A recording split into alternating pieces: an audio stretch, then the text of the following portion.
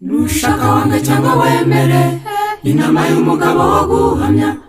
iryo ni ryo shunguru utegereje ukitwa Imana cyangwa uwa Satani nyirinzira yavuze ko ari matanwa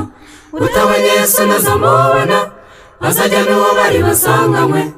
yewe ya Isirayeli ibyo yabakoreye muribuka abanza kuvuga rumwe n'amase uduhanga twabenshi twarasigaye abanza kuvuga rumwe n'amase uduhanga twabenshi twarasigaye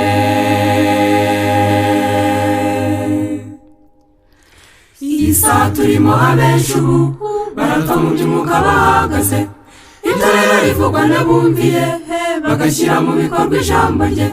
bagahamirizwa no mu mitima Uwiteka Imana iraburira abanyamihango n'ibyagamizi musobanukirwe kandi mumenye yuko genda muhabegereye mwitanze mu buryo buhagije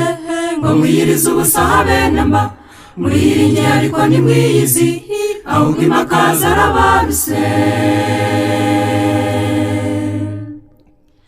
sinshaka abakristo ku izina abo nshaka nabuzuye umwuka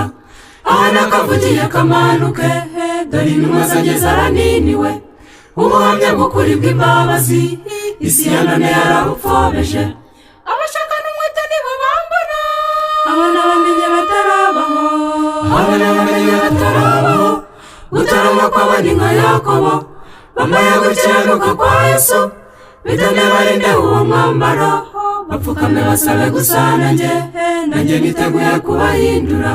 bapfukame basabe gusa nanjye niteguye kubahindura abashaka n'umwete nibo bambona abana bamenye batarabaho gutarama kw'abandi nka Yakobo bamaye gukiranuka kwa Yesu bitane barinde uwo mwambaro bapfukame basabe gusa nanjye niteguye kubahindura nanjye niteguye kubahindura nanjye niteguye kubahindura